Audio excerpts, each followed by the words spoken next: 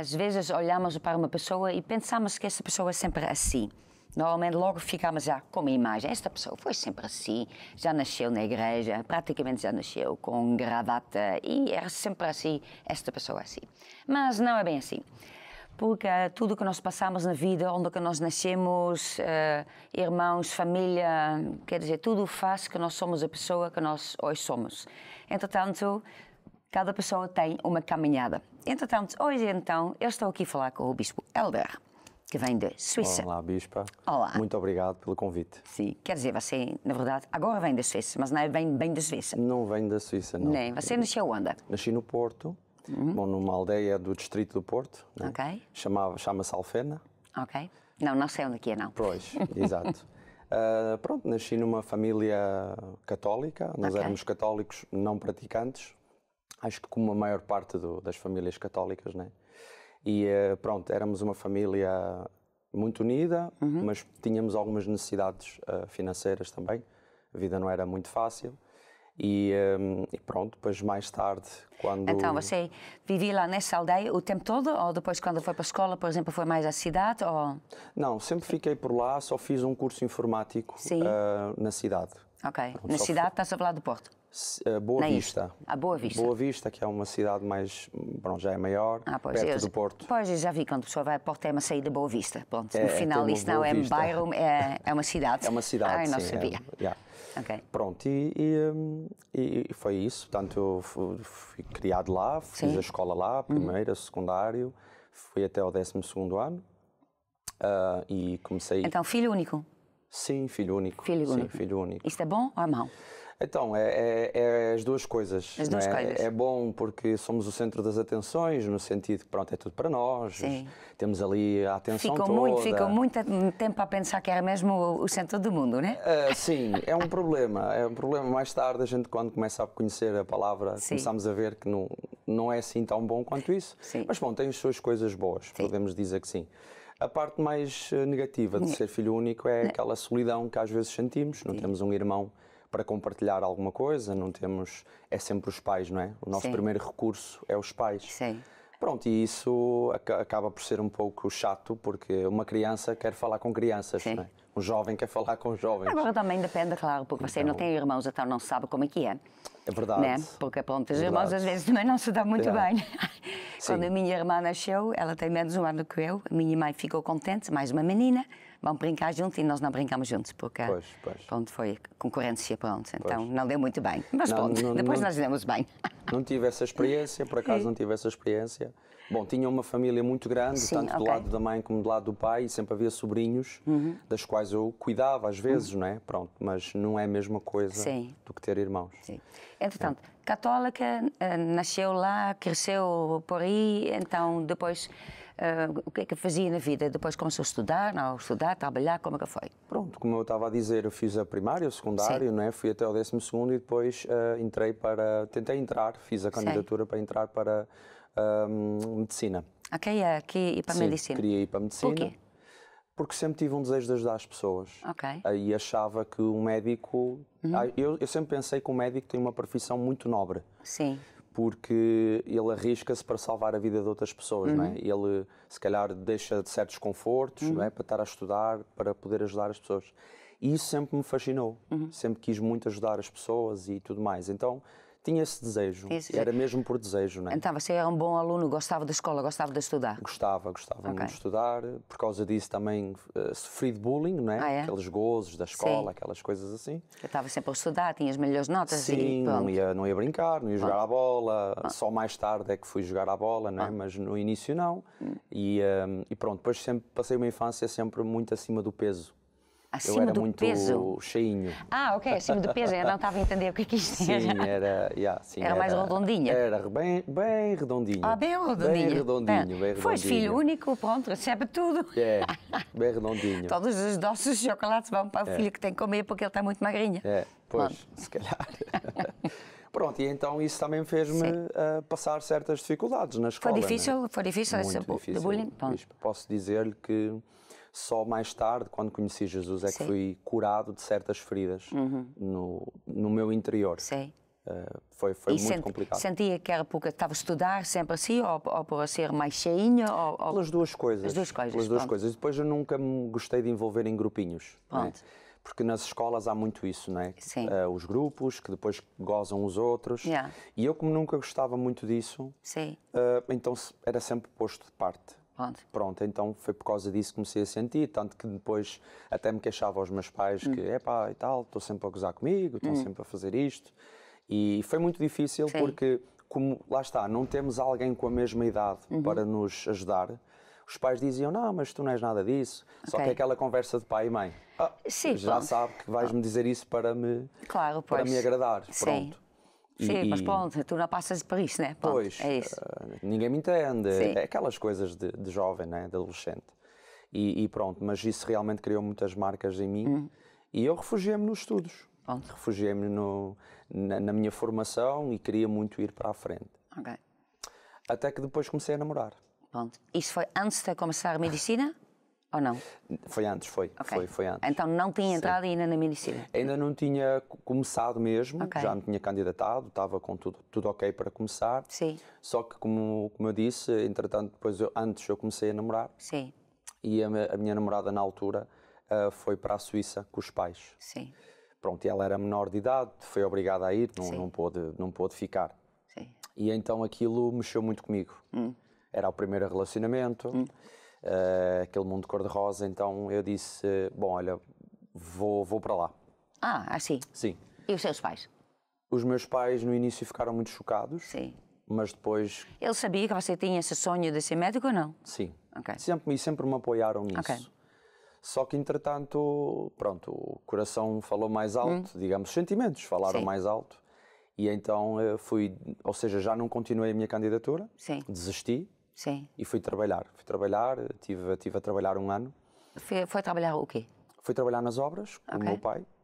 O seu pai tem... O meu pai ele é pedreiro de profissão.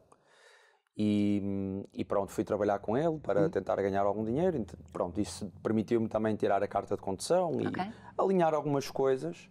Mas eu já estava com... O alvo agora é a Suíça. Mudou para a Suíça. O alvo, foi para a Suíça. Sim. E lá na Suíça estavas a pensar fazer o quê? Alguma coisa específica ou não? Continuar. O que eu queria naquele momento era estar com a tal namorada que eu tinha e depois fazer uma formação, uma aprendizagem. Bom, nem mesmo pensar depois eu estudar lá qualquer coisa. Pois, aquela coisa de deixar para depois se calhar posso continuar o meu curso e pronto, até posso se calhar não ir para a medicina, mas vou dentro da mesma área, tipo enfermagem ou farmácia ou qualquer coisa assim.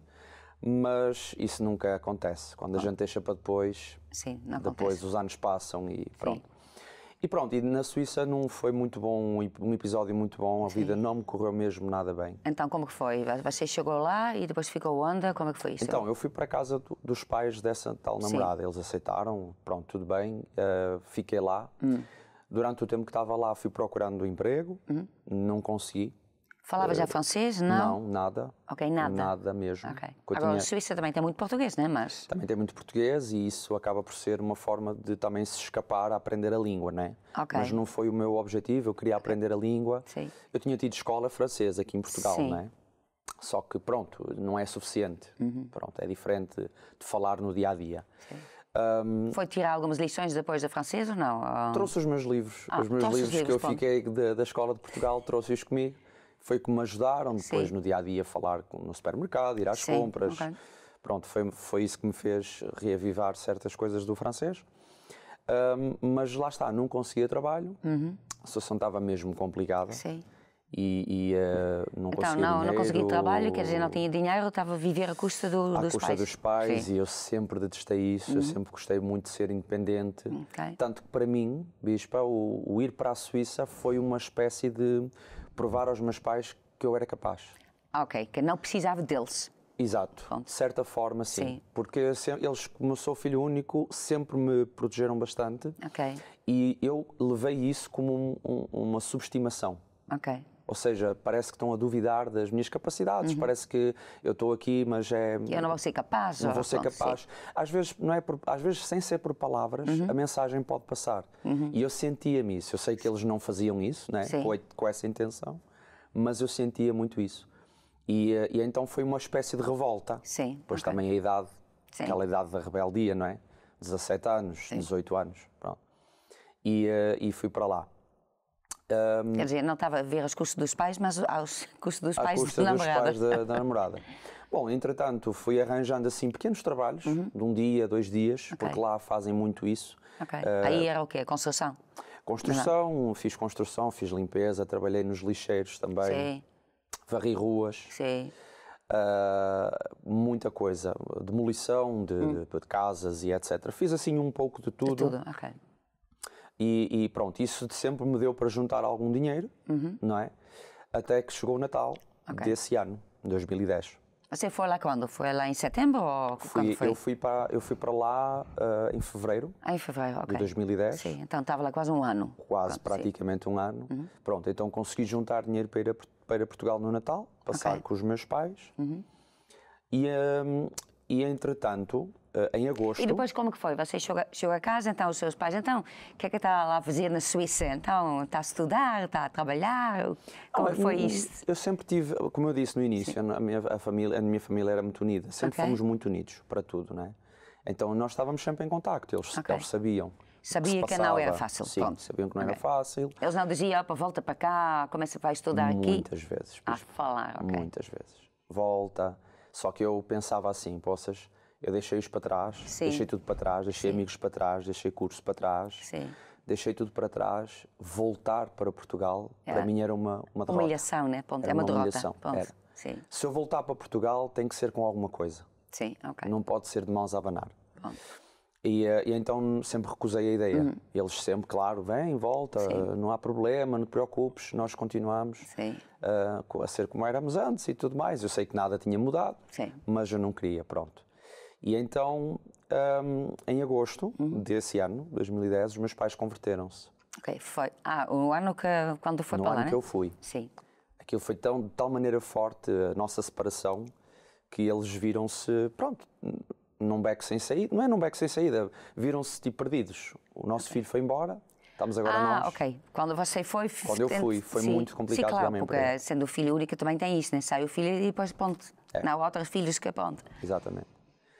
E então, naquela altura, eu tenho um tio meu, que vive cá em Lisboa, né?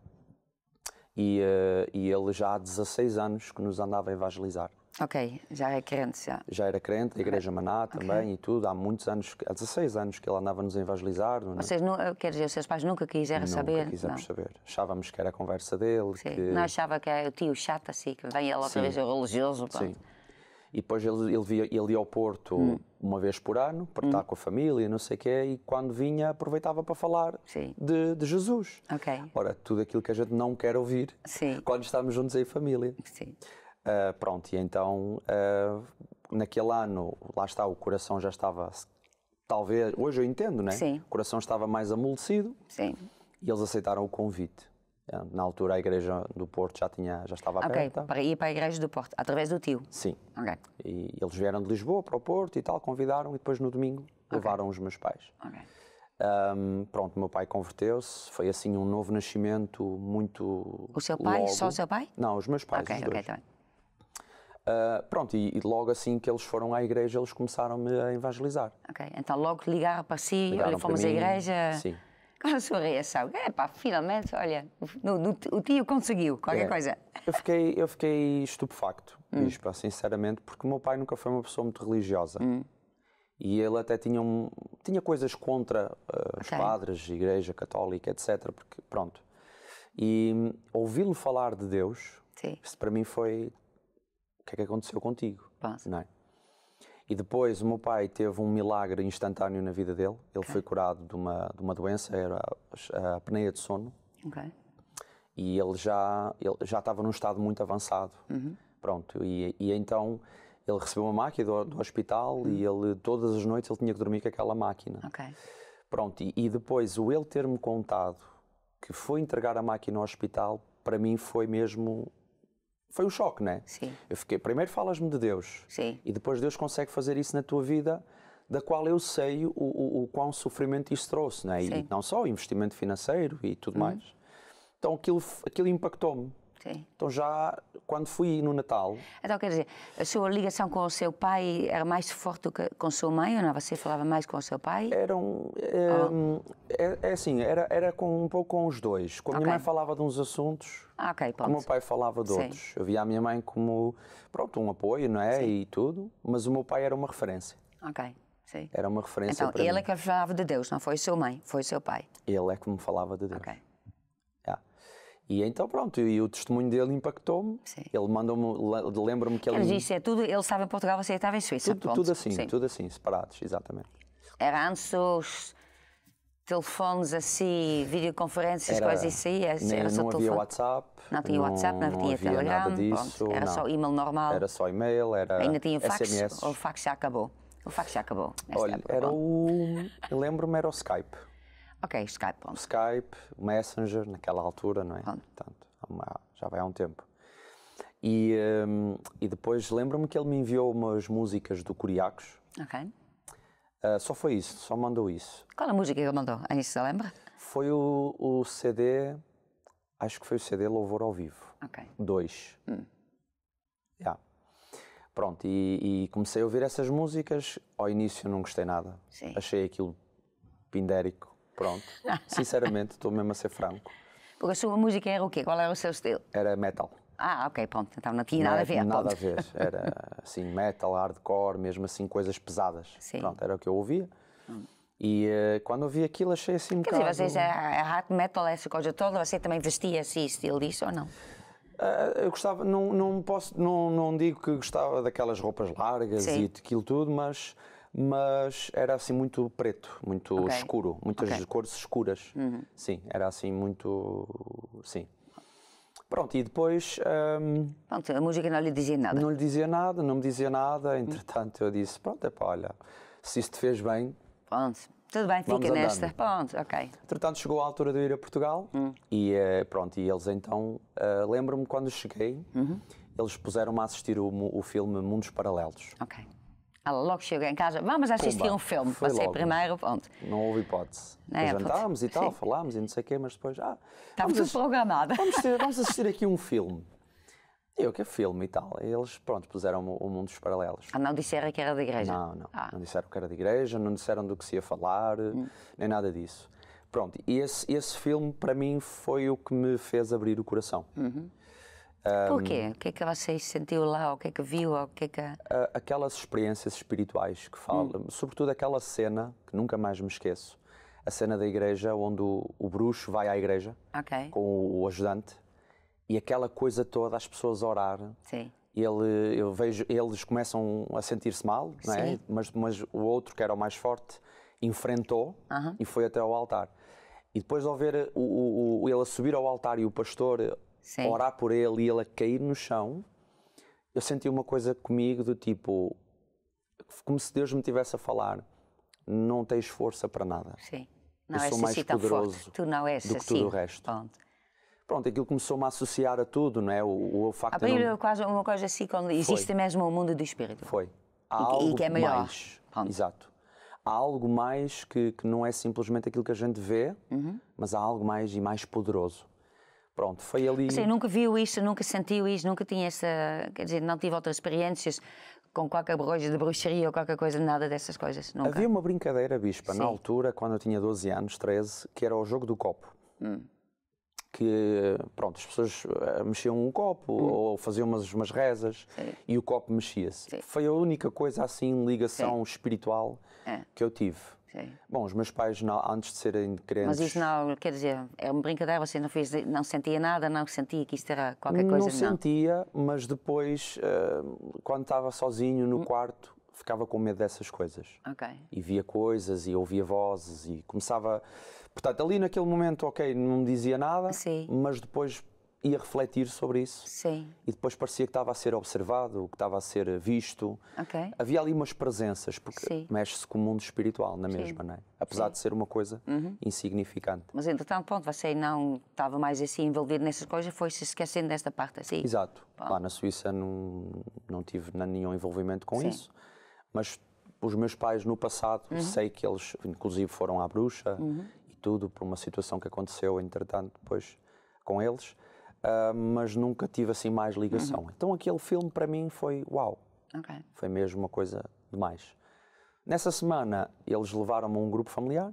Você diz aos seus pais, olha, isso mexeu comigo, ou você fez, pronto, é interessante o filme, ou... Eu comecei a chorar.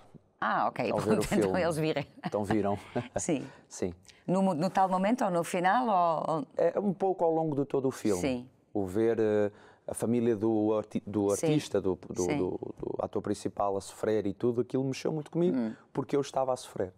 Ok. E eles também. Sim, ok. Percebe? Então Sim. aquilo era um conjunto de emoções. Sim. Pronto. Porque nós não nos tínhamos mais visto desde fevereiro.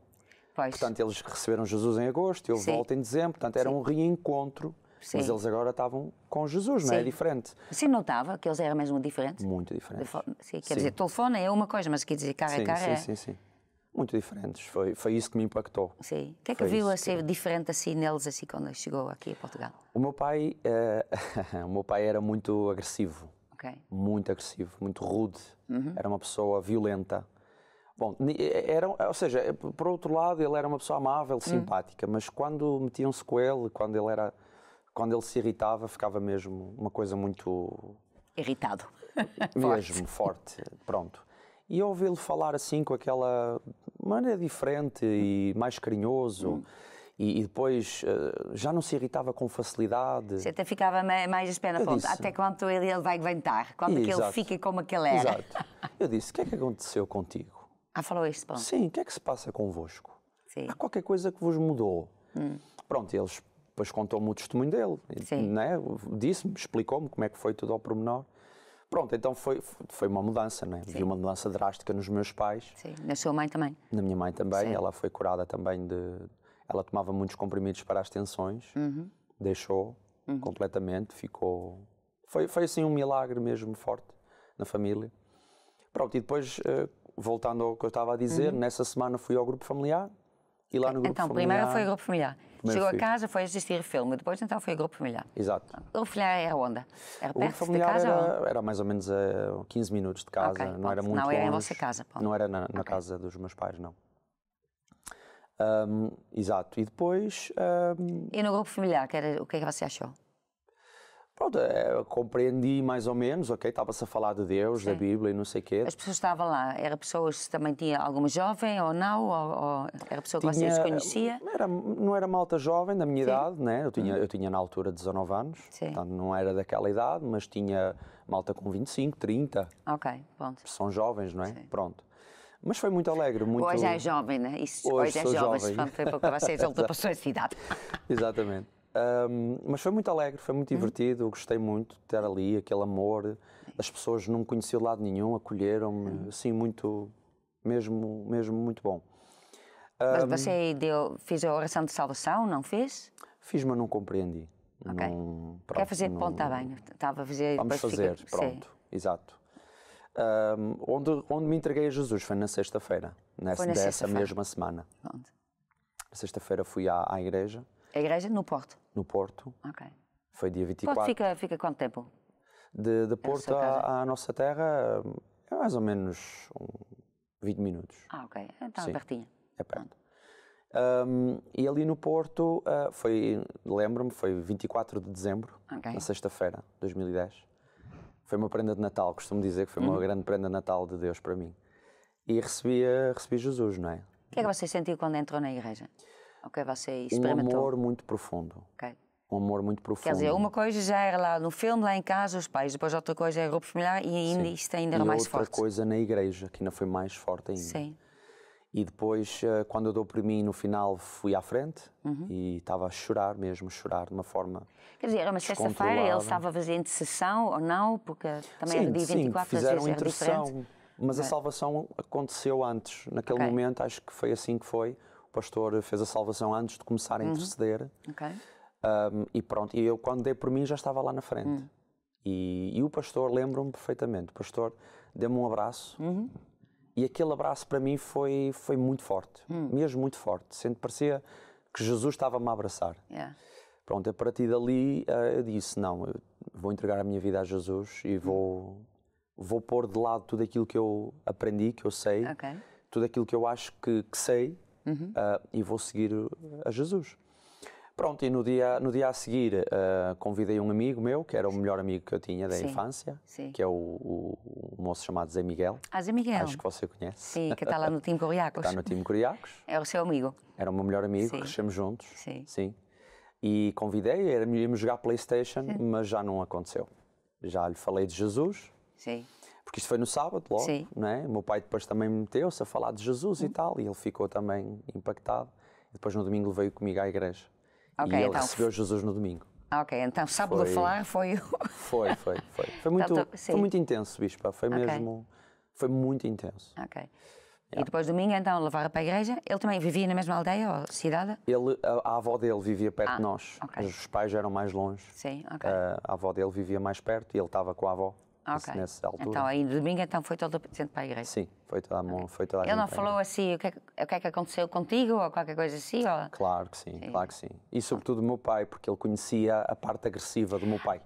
Ok. E ele, quando o meu pai me chamava a atenção... Sim, vocês só tinham um dia, né? Ainda provavelmente não mudou ainda muito. E quando o meu pai me chamava a atenção, ele tinha medo do meu pai.